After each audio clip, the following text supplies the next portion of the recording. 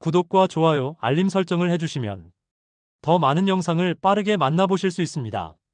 주제나 하고픈 말씀은 자유롭게 댓글로 남겨주세요. 나이가 들어 자녀가 성인이 되면 부모의 역할도 자연스럽게 변해야 합니다. 하지만 많은 부모가 여전히 자녀를 어린 시절처럼 대하며 지나치게 간섭하거나 기대를 걸고 상처받는 경우가 많습니다. 부모와 자녀 사이의 건강한 거리는 서로를 독립된 인격체로 존중하고 각자의 삶을 지켜보는 데서 만들어집니다.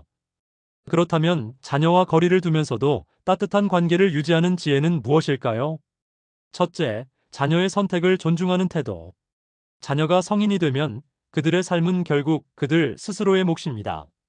직업, 배우자, 생활 방식 등 중요한 선택들을 부모가 대신할 수는 없습니다. 그럼에도 많은 부모들은 내가 더 잘 안다는 마음으로 간섭을 하곤 합니다. 하지만 부모의 지나친 간섭은 자녀에게 부담이 되고 오히려 멀어지게 만듭니다. 한 어머니는 아들이 결혼 상대로 소개한 여성을 마음에 들어 하지 않았습니다. 계속 반대하며 간섭했지만 결국 아들은 부모와 거리를 두고 결혼을 진행했습니다. 시간이 지나며 어머니는 깨달았습니다. 내 아들이 선택한 사람은 내가 아닌 아들이 살아갈 사람이라는 사실을요. 그 뒤로는 아들의 결정에 일일이 간섭하기보다 지켜보며 조언만 요청할 때 전하게 되었다고 합니다. 결과적으로 관계는 한결 부드러워졌습니다. 자녀와 거리를 두는 첫걸음은 바로 그들의 선택을 존중하는 태도에서 시작됩니다. 둘째, 정서적 기대를 줄이는 지혜. 나이가 들수록 외로움이 커지고 그 외로움을 자녀에게서 채우려는 경우가 많습니다. 하지만 자녀는 이미 각자의 삶을 살아가고 있습니다. 부모가 모든 정서적 기대를 자녀에게만 걸게 되면 자녀는 심리적으로 무거운 짐을 지게 됩니다. 이럴 때 필요한 것은 정서적 자립입니다. 취미를 만들거나 친구나 동년배와의 교류를 넓히는 것이 자녀에게 과도한 부담을 주지 않는 방법입니다. 어떤 아버지는 은퇴 후 늘 아들에게 전화를 걸어 오늘은 뭐하냐, 언제 오냐 묻곤 했습니다. 하지만 아들이 점점 전화를 피하자 아버지는 스스로 골프 동호회에 가입했습니다. 놀랍게도 아버지의 삶이 활기차지면서 아들과의 통화는 오히려 더 즐거워졌습니다. 자녀는 부모의 삶 전체를 책임질 수 없습니다. 스스로 삶을 풍요롭게 만들 때 자녀와의 관계도 더 건강해집니다. 셋째, 조언보다 공감이 먼저다. 많은 부모들은 자녀가 무언가 힘들다고 이야기할 때 곧장 해결책을 제시하려 합니다. 그렇게 하지 말고 이렇게 해라라는 말이 입 밖으로 나오기 쉽지요.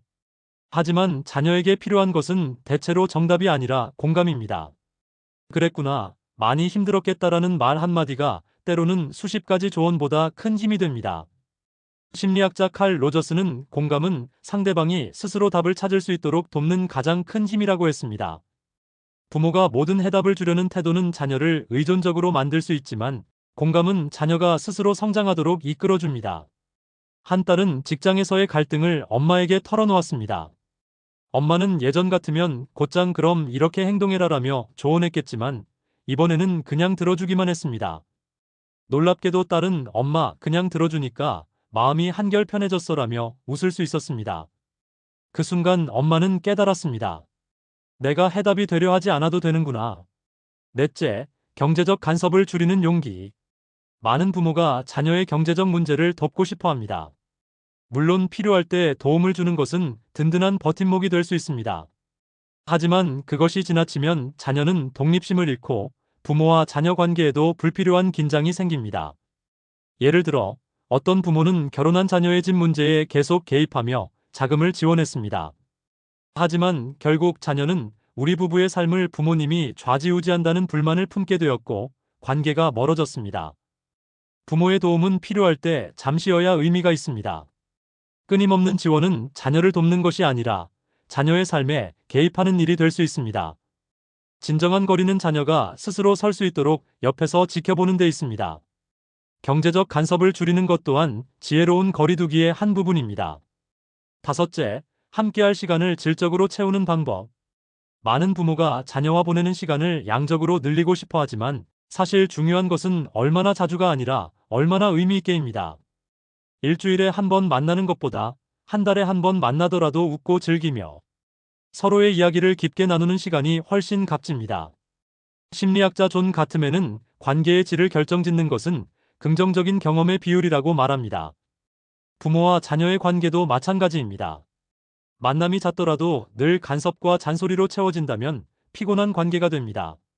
하지만 드문 만남이어도 따뜻한 대화와 공감으로 채워진다면 관계는 오래도록 단단합니다. 한 아버지는 자주 연락하지 않는 딸 때문에 속상해했지만 어느 날 생각을 바꿨습니다. 딸이랑 한 달에 한 번 맛있는 밥 먹으며 깊게 얘기하자. 그 작은 변화가 두 사람의 관계를 오히려 더 돈독하게 만들었습니다. 마무리. 자녀와 거리를 두는 것은 사랑하지 않겠다는 뜻이 아니라 오히려 더 깊이 사랑하기 위한 방법입니다. 자녀의 선택을 존중하고 정서적 기대를 줄이며 조언보다 공감을 먼저 하고 경제적 간섭을 줄이고 함께할 시간을 질적으로 채워나갈 때 부모와 자녀는 서로에게 부담이 아닌 힘이 됩니다. 자녀와 건강한 거리를 두는 것은 부모로서 마지막으로 보여줄 수 있는 큰 지혜입니다. 그 거리를 통해 자녀는 더 건강하게 성장하고 부모는 더 평온하게 노년을 맞이할 수 있습니다.